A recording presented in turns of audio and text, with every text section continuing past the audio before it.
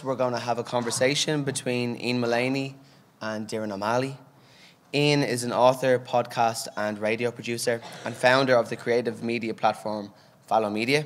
He is the recipient of the 2019 Next Generation Award for Literature, and he contributed to the 2022 Next Generation Award selection panel. So if you're a Next Generation Award recipient of 2022, you can thank Ian. Doireann O'Malley is a visual artist and is currently a guest professor at Zurich University, based in Berlin. They use dreaming, writing, moving, filmmaking, 3D imaging and virtual reality to explore the psychological and social implications of techno-futurism. Doireann belongs to the 2017 Next Generation Award cohort, and we're going to begin with a brief excerpt from some of Doireann's earlier work.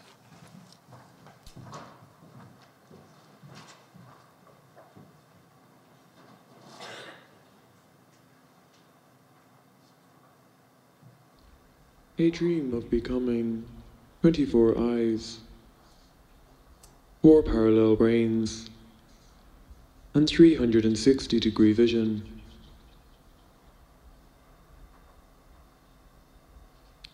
What is not seen must be considered as valid as what is seen, whether it is gravity or the miracles of transubstantiation.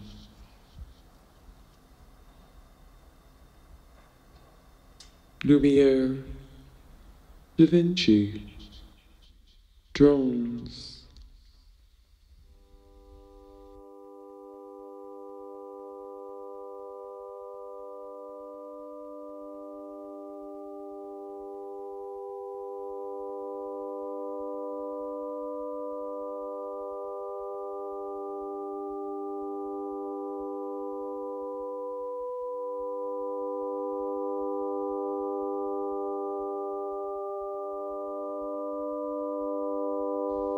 Is it inside a singular, solitary body, or floating amongst a collective body?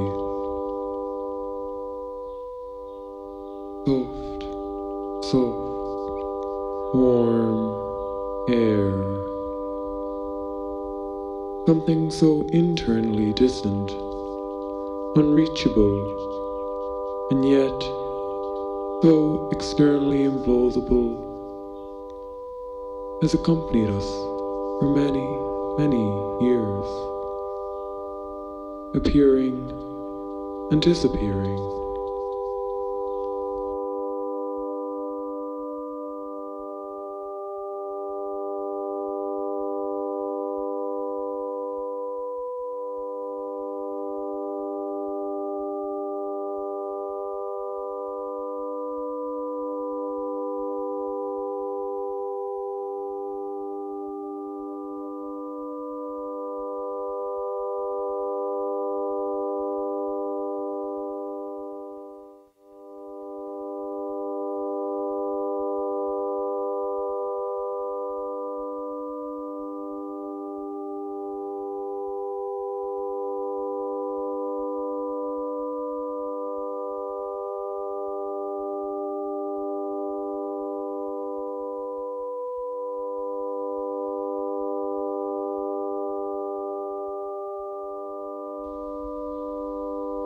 Those observing trees, that moving light. These reoccurring shadows. A lack of interruption, fading into non-human perspectives.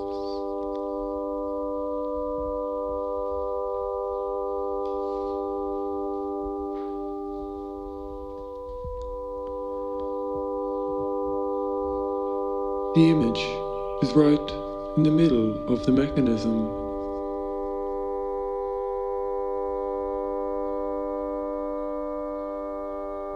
If what you see, what I see, what they see is the same, do we see the truth in black and white.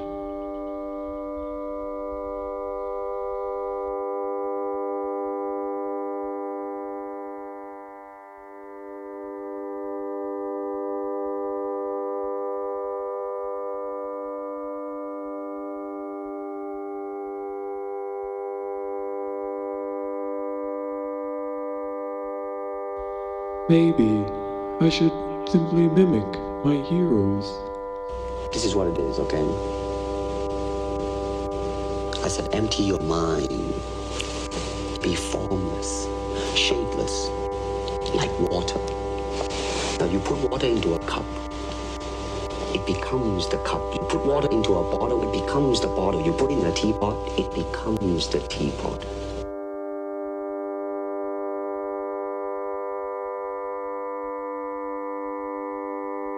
Waking up at 4 a.m. to a kaleidoscope of thoughts. Virginia Woolf, a UFO, a theoretical wet dream.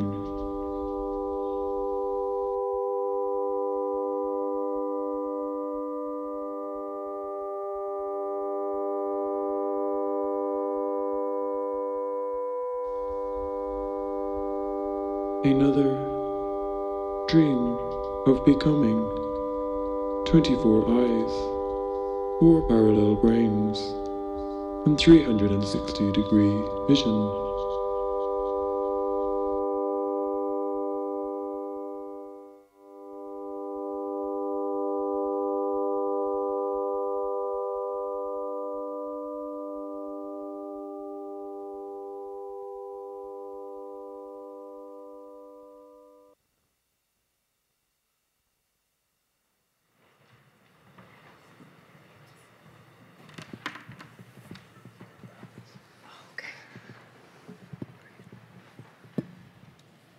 Hello.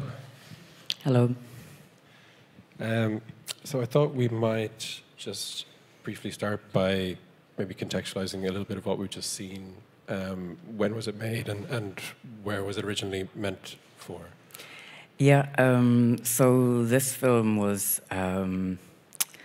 made over several years. I moved to Berlin in 2006 and I had begun to make Super 8 and 16 millimeters, so I had started off making experimental film in this time, and I decided to show it because somehow I thought it's, for me, quite interesting to see how a work can, you know, its meaning can shift according to different times and also contextualizations, you know. There's different maybe lenses or ways to read the work now, particularly, let's say, around like a geopolitical, metaphorical, gesturing towards certain maybe political ideas. And I made the work in between 2005 and 2012. I was filming a lot with Super 8 and 16, as I mentioned, and I had built up quite an archive. So there's several films that I made in that time, but this particularly was I showed it in different ways. It's about 21 minutes, actually, so that's kind of an excerpt. And I showed it on film and with a live performance by Ok Young Lee in 2012 with spoken word. And I think it was the beginning of this time that I started to experiment a little bit more with, I guess, you know, poetry, or one could say auto theory, the kind of emergence of certain themes and genres of like queer theory, questioning, you know, embodiment, from a more, I guess, from a kind of relational way. And so, yeah, it's made on film. I was developing the film at the time in Labor Berlin in Berlin, which you may know. And it's a self-run film lab. And I spent a lot of time in the darkroom.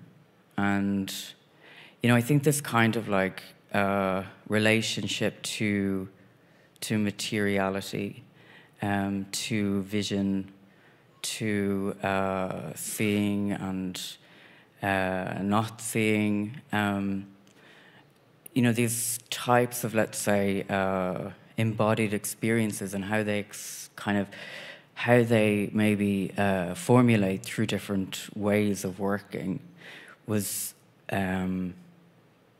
started to kind of maybe form for me. So the images in this section were filmed in Iceland. I did a residency there, and also in Berlin, but also in Cork. And I really was trying to explore, I guess, also modes of kind of modes of experience relating to transcendence, thinking about like spirituality and sexuality without it being like explicitly kind of represented.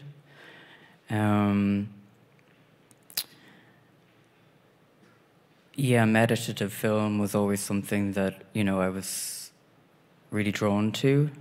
The affect of movement and time on the viewer, but also in relation to kind of linearity and spatial understandings of making film. Yeah, and just in rewatching it, you know, I was thinking about obviously like questions, big, larger questions like truth and narrative and how that's framed, and also time and how it's constructed. Yeah, it's kind of, for me, somehow it was interesting to think of it now, you know, in terms of what's happening politically, and the types of kind of destructive polarizations that are happening in, you know, geopolitically, but also in kind of right-wing understandings of more complex ideas, and yeah. I think watching it, and I've watched it a few times now, the sense of there's just a dreamy quality to it, which I think is a product of the actual quality of the images themselves, the material, the way that you've shot it, the way that it has been cut together, and also perhaps in the combination of the narration with those images. And I kind of wonder, how did you? I wonder how that has that influenced the logic of how the piece was put together, like how the dreaming element of it is in the title as well. So it kind of signals to me like that there is something going on here in terms of, I say, like a meditative filmmaking, that maybe this kind of dreamy space or atmosphere kind of allows you to do something with those images. How did those images kind of cohere for you, and how did it start to like take on shape in relation? Was it in relation to dreaming rather than, say, a sort of intent, pre-existing intent about logically putting together this film? No, I would say it was more of a kind of an organic editing process. At the time I would film against the wall, so project against the wall at night, and then film with a mini DV camera. So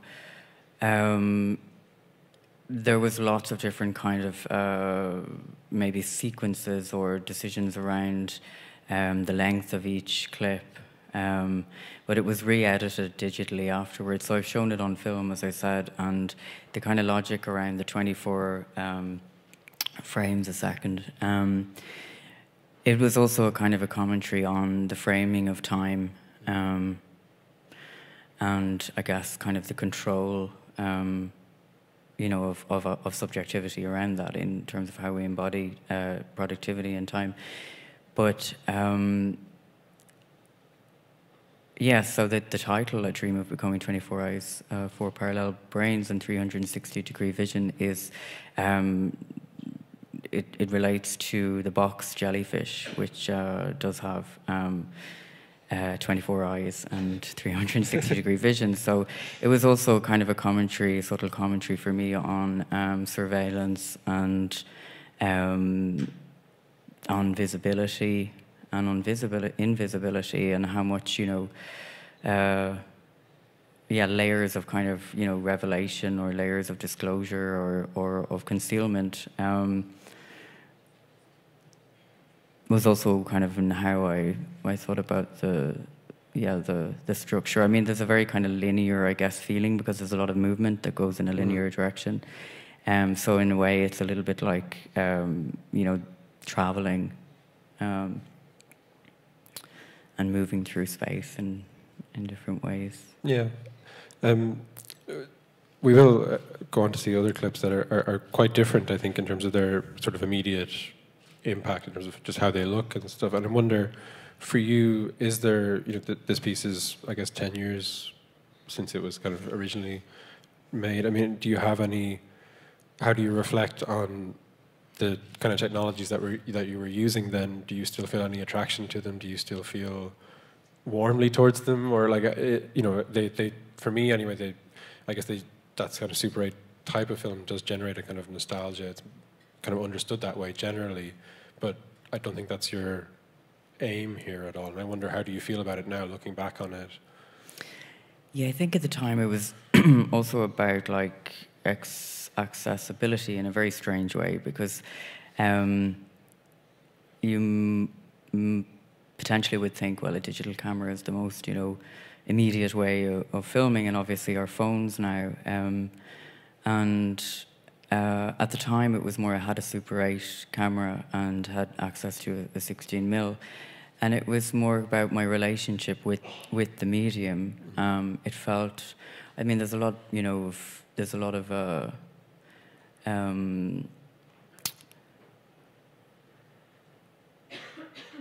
I guess there's a lot of there's also a lot of written about like chronology and materiality of film, and I think it was also relating to memory and to a kind of a porous experience of time.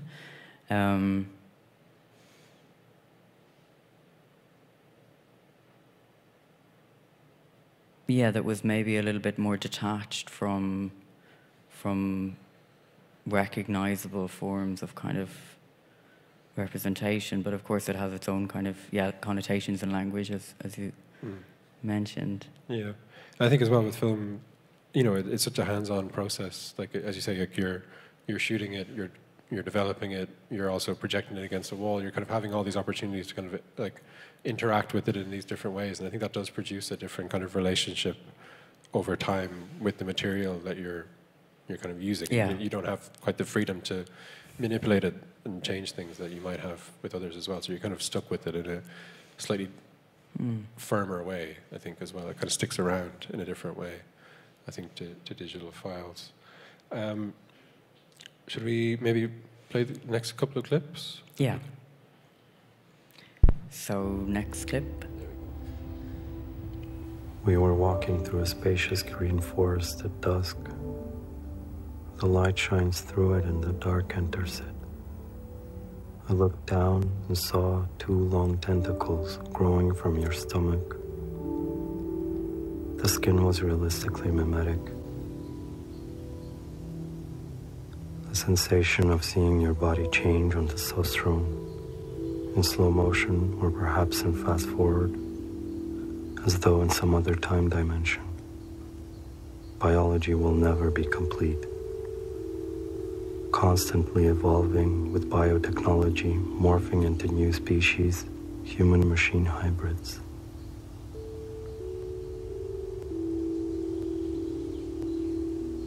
Dreams are the realm of irrationality and unpredictability. yet the symbols, images, and features recurring in them, in a cycle of transformation, dissolution, and renewal that reminds us of the work of the alchemists, somehow also represent a universal, comprehensive language that we can interpret, a code that we can break, like Turing did with Enigma, and reprogram again and again, allowing us to visit fantastic worlds, to travel in time and space.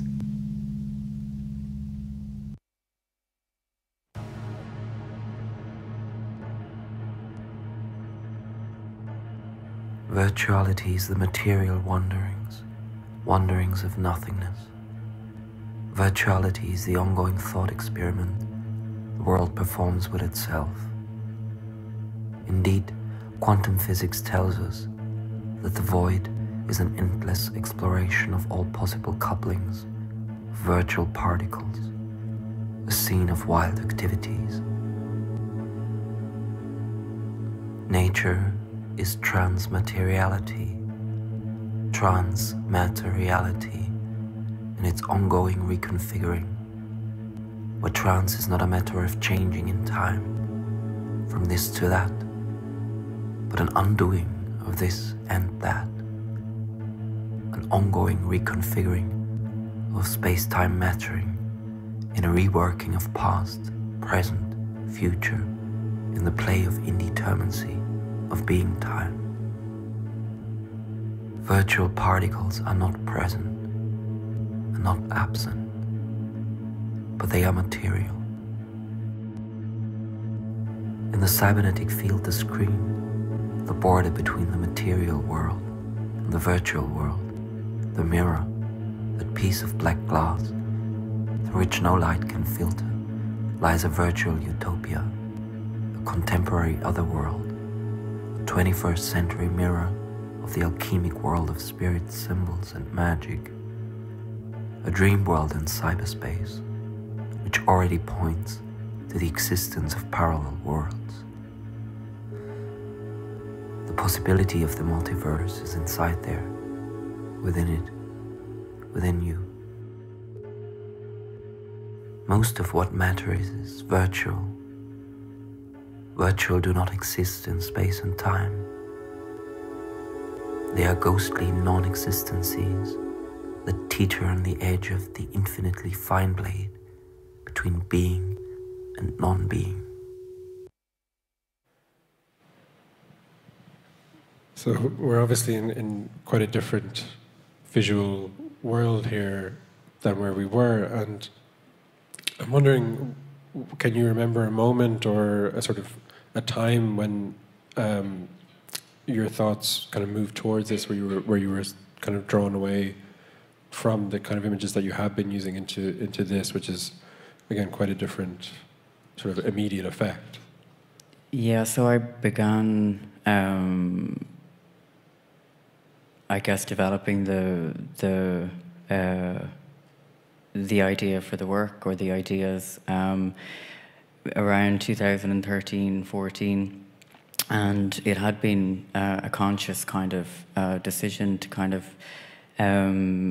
move away from making film, and I think I really wanted to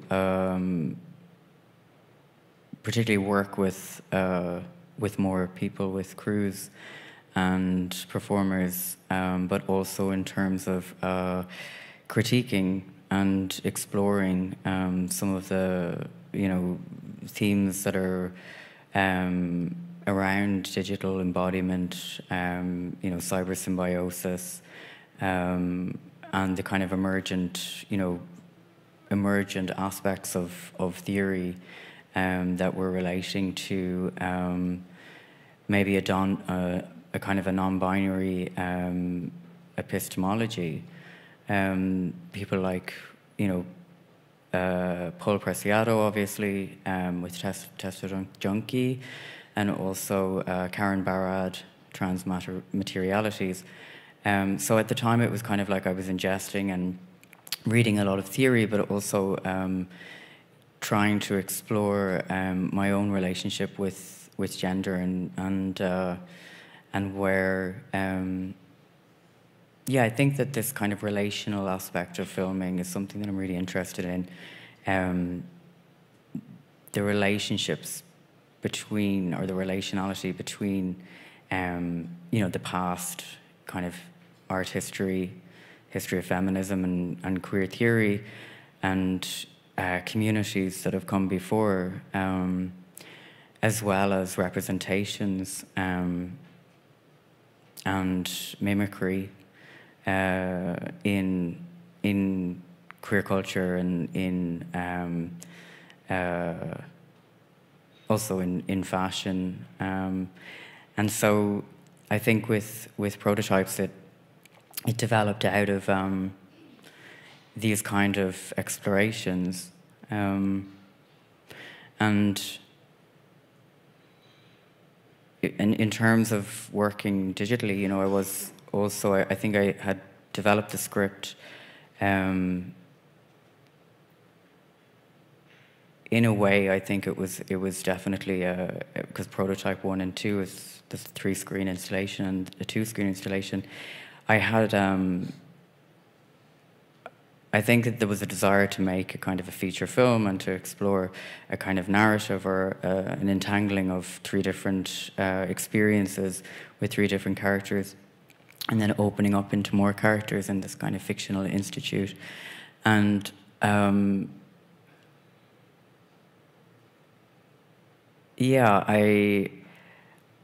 there's a lot of like potentially pitfalls in terms of I was interested in the kind of emerging, or the kind of the emerging dystopian elements of transhumanism and cyber symbiosis, and in terms of platform capitalism as well. This was like 2015, 16, and so there's different layers to the work that, I made a conscious decision not to make an essay film. So I think there's maybe some aspects that are like proposing a utopia where it may not have been my intention. This kind of transitioning as a utopian technological kind of landscape of, so it's more about the kind of maybe entanglement of different propositions and ideas that I'm interested in, and maybe the kind of restaging in this way, was also to do with kind of multiplicity and modular thinking. I think that what's always, when I first started making work for digital platforms, I think what was kind of interesting to me, or what was attractive to me about it, was simply space. There was no end to it. The virtual world was essentially free, and I think that has always been maybe the utopian side of that technological computer-based development, is that has always been seen, there's always been a current within it which is utopian, and which is saying it can be completely different. This world is brand new. We don't need to take the rules from the old world. We don't need to take the pressures or the connections, or, we can remake it all over again, tabula rasa kind of world. And that's very, I think initially for me anyway, that was quite inspiring, that was quite attractive, perhaps because I had so little sort of agency to act upon my own world in a physical sense. But then as I've gone along with it, I've definitely felt, I've come to understand more of how impossible, or sort of maybe naive that might seem, that the world that is made new will also inherit and be shaped by many of the forces that exist, and so this kind of utopian thing starts to fall apart a little bit. And how do you personally sort of navigate that? The virtuality is is a thread in your work, I think, over the last 10 years. How do you play with it? Like, how do you question like, how do you bring those concerns into the work, and how do you find that they animate the work in the first place, that they are actually the thing that you are most interested in engaging with?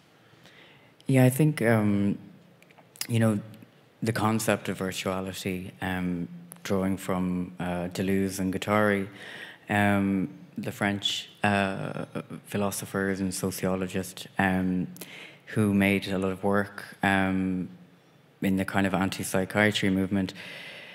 You know, this may be conceptually drawing kind of threads between gender, transitioning, and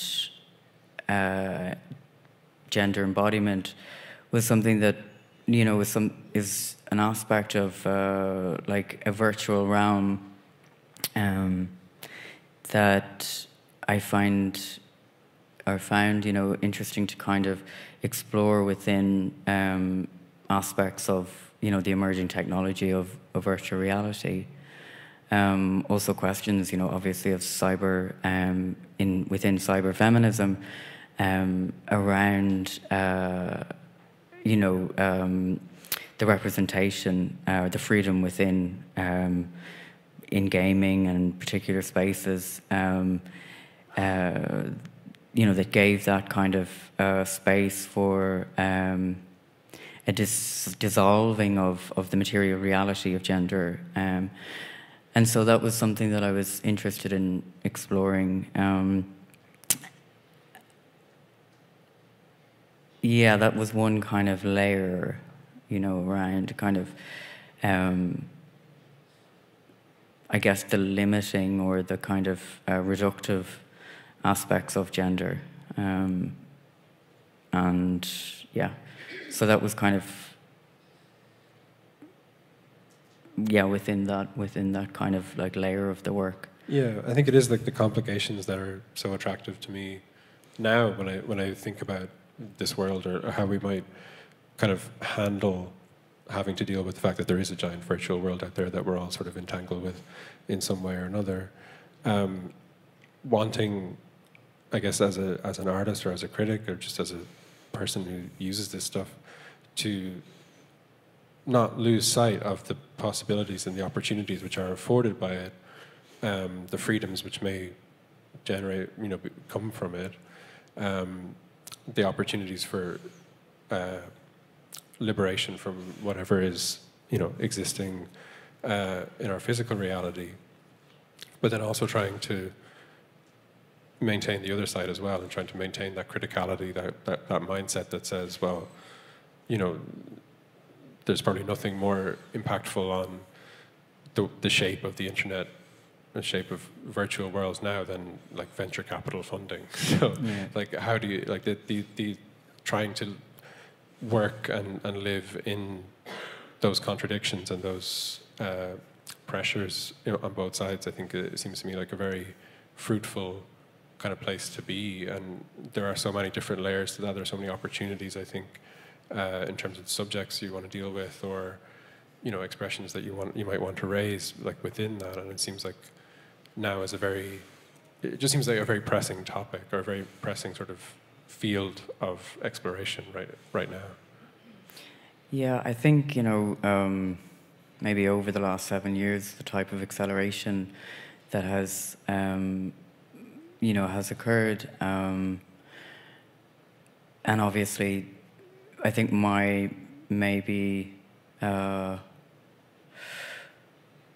own experience relating to kind of medium and virtuality and kind of layers of how we embody different realities has, you know, shifted alongside the kind of political, you know, unraveling that's happening, and it's quite a clear marker for me that, you know, during the pandemic,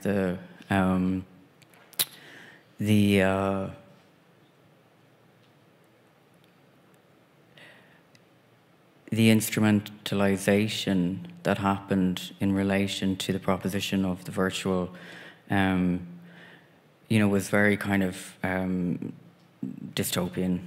And, a lot of the kind of revelations that had been kind of coming out around data capitalism and the kind of political implications and power that was, it really kind of, I guess, changed my desire and to kind of work within making VR. I have made a VR work, and I do think there's a lot of incredible potential within it to for aesthetic experiences, but also in terms of like the technological implications it's having for PTSD and in the medical industries. But because of the gross kind of economic misuses, or the kind of the ownership and the inequality that it's causing, the destruction, and how it's reshaping the political landscape, is very worrying. And I think that, like, in how I've tried to make work, it may not be on the surface very political, but I think it's really important as well to explore certain media and technology, but also to critique the implications of it. And I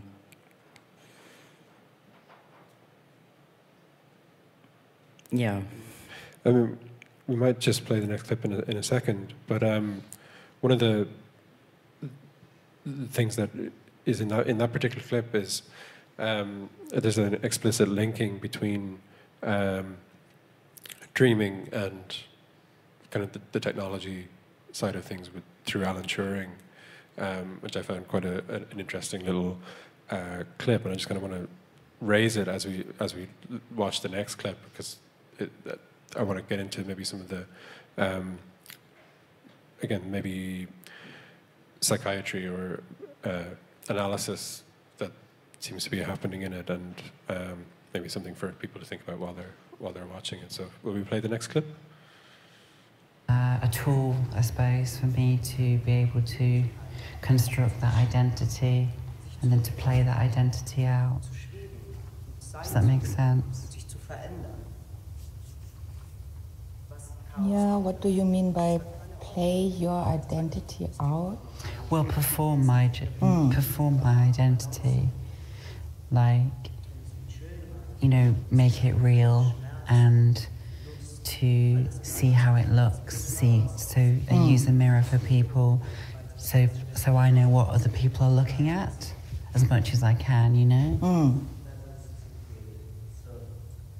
So it also means when other people see you performing, or is it more like you see yourself performing?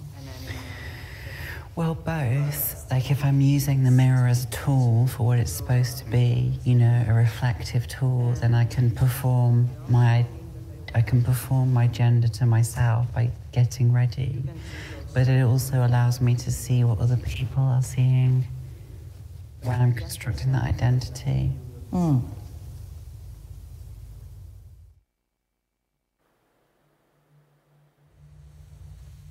Gestern, als Sie in den Zweiergesprächen über die Fragen gesprochen haben, kann ich mich erinnern, dass Sie betont haben, wie wichtig Erinnerungen sind. Ja. Ja, das stimmt.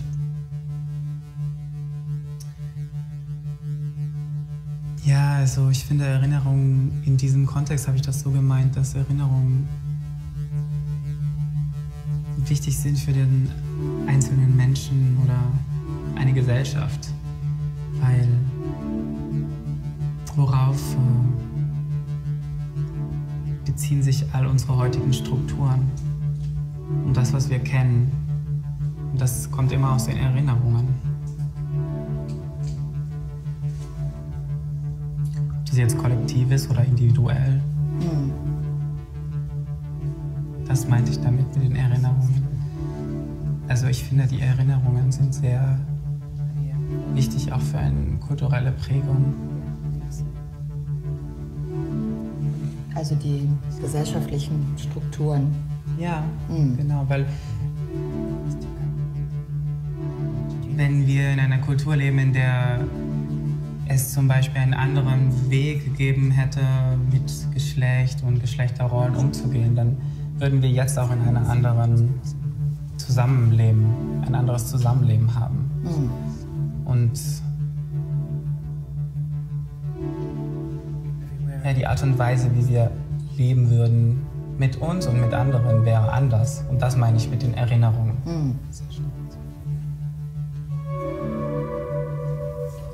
In der Psychoanalyse geht es ja auch viel darum, zum einen ja, auf die Wichtigkeit von Strukturen zu gucken, aber auch ja, wie persönliche Erinnerungen unser heutiges Leben bestimmen. Hatten Sie da auch bestimmte eigene persönliche Erinnerungen im Kopf? Ja, auf jeden Fall.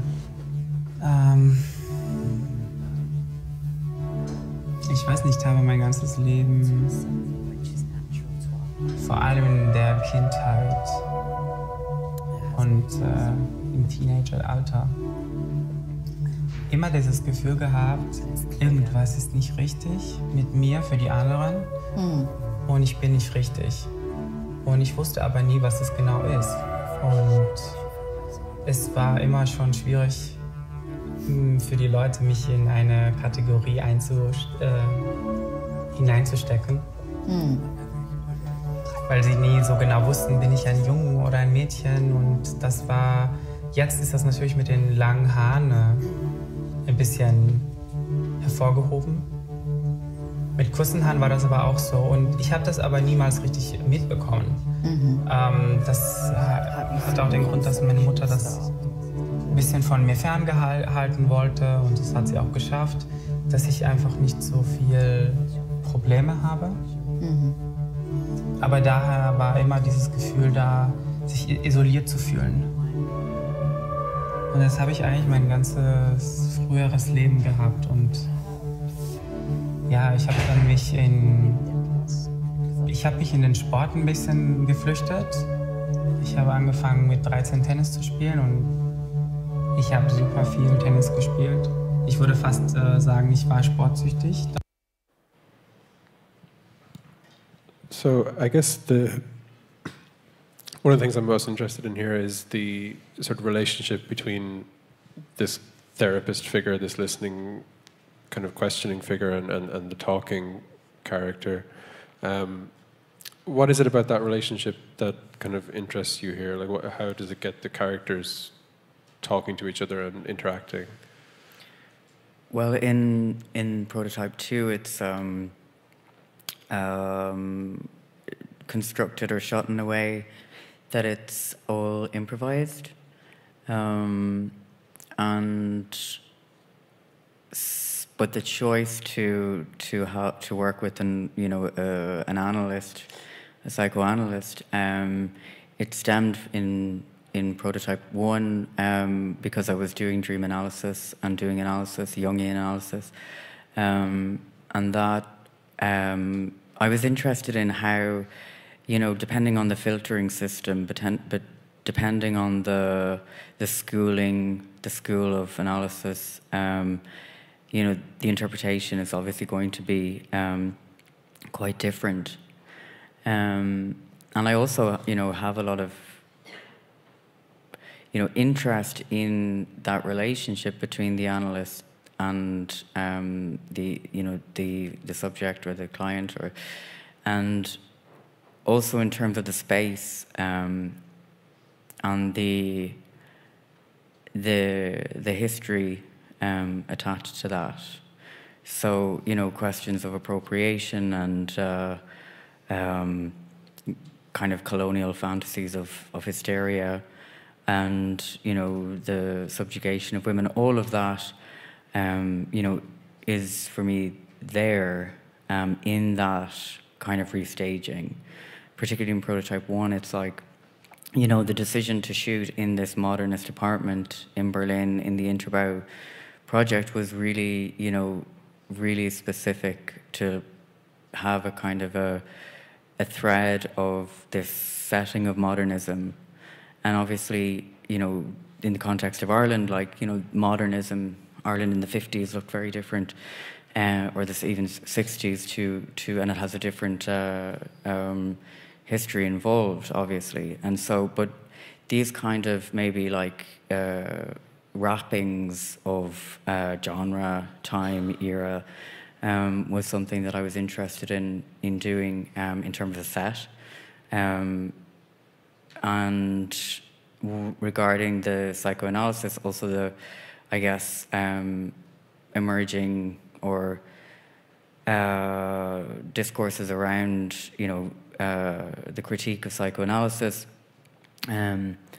was something that I'm interested in, but also in terms of the whole, the experience and also the potential for reparation and recovery and care. And I'm really, really critical of the gatekeeping of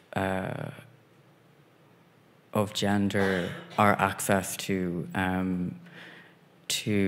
proper psychological services and medical services, particularly in Ireland, for trans people. But one of the reasons I guess have been living in Berlin is because of the access it's afforded me personally to explore and also access healthcare. But that's another, that's a whole other, topic that I'm also passionate about, and it's really, really important. Something that I'm, trying to understand how I place myself within that conversation.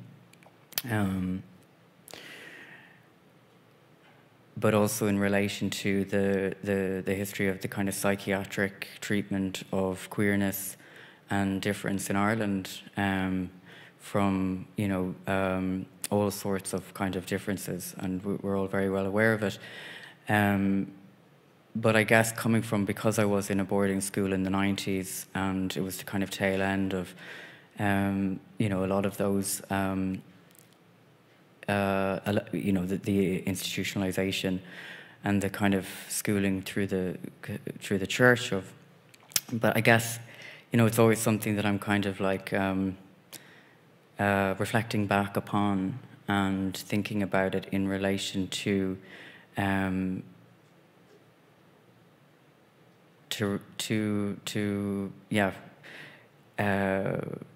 healthcare and therapy and the potential for kind of regenerative forms of care, not only by the state, obviously, but within community and and in many different forms of healthcare. You mentioned boarding school, and I know that some of the work that you're doing at the minute is kind of based around this, or working with this kind of history. And this question, I suppose, is maybe multi-layered, but how do you feel coming back to Ireland to work? Has that had an impact on the kind of work that you're doing? How you're thinking about it, and maybe in a broader sense, how has the kind of funding environment here that we're sort of generally kind of talking about today, how has that impacted on your ability to do that? Has it changed your relationship with working here and being here? And how do you find those things mixing currently in your practice? Yeah, so I've been back in Ireland for a couple of months, making a new film work that traces a relationality between me as a figure in the boarding school in my teens and Gráinne Whale, who's an ancestral figure, and exploring different, I guess, different implications and elements of those eras. I've been conducting interviews and looking in archives on a kind of a search for hidden kind of aspects of maybe stories and their stories, trying to kind of queer certain stories within my own family, but also within the past, and kind of trying to decode it in a kind of a auto-theoretical exploration, I guess, and filming as well. And so it's turned out to be a kind of a slower and longer process, which is, afforded by the Arts Council. I've been very lucky to, receive a Markovich and a project in order to do this. And I guess going into that, the second part of your question, it's in the past, I've juggled a lot of different funding elements, grants, and in the panel before, it was touched upon in terms of just the importance of, like, I do believe there's really good funding and support in Ireland, but then, and I'm really excited to be able to come back to make this work, because it's something that I've really wanted to do for quite a long time. But it's in order to work in certain fields, and I think this hybrid between film, installation, potentially aspects of theatre or film, it has those industries have very kind of well-formulated structural aspects to labour, to law, and to payments and fees. So that's something that I've had to kind of navigate and have struggled with in the past, and I'm trying to understand how to operate in a different way in relation to production. And that's one aspect of maybe what I think would be really beneficial for artists working in these kind of areas in between, to have support that also supports each of the collaborators in a more sustained way. And also then there's the question, of I think for a lot of artists, it's implausible to think of buying a house, or the future. And this kind of precarity of having a project and then, not having any money the next year. And,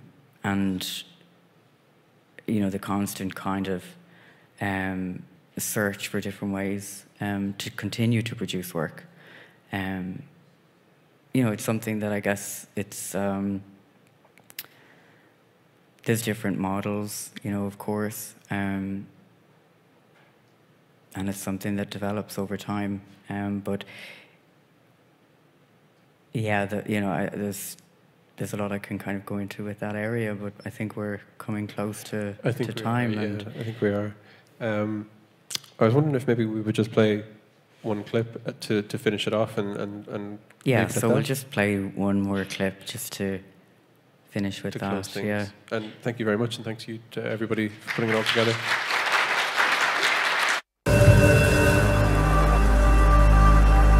I remember being told as a very young child, I was a child of the current, I was a child of the wind. I just flowed wherever the wind blew. I never wanted to be grounded, I just wanted to be airy and go into the next dimension. I remember running to see the hurricane. I thought it was the most beautiful thing I've ever seen in my life. The 90, the waves, the shimmer, the space in the clouds. I saw it as a massive blessing. Being a child of a hurricane, everyone said I was thrown into any space. A classroom, a nightclub, a protest, a little chaos, but then also light of the hurricane, a stillness. I wield both energies. Sometimes I'm coming down with hurricanes, and all that follows in the middle of my heart, in the middle of my lungs, in the middle of the courage of who I really am. I would never find that unless I was able to channel the duality of energies, embracing the glorious mess that I am. I came to peace with that child, and then my power really began. After the hurricane, after the calm, there's nothing but a basket of shimmering light. Emotion is love, my love. My love shimmers and basks into more light.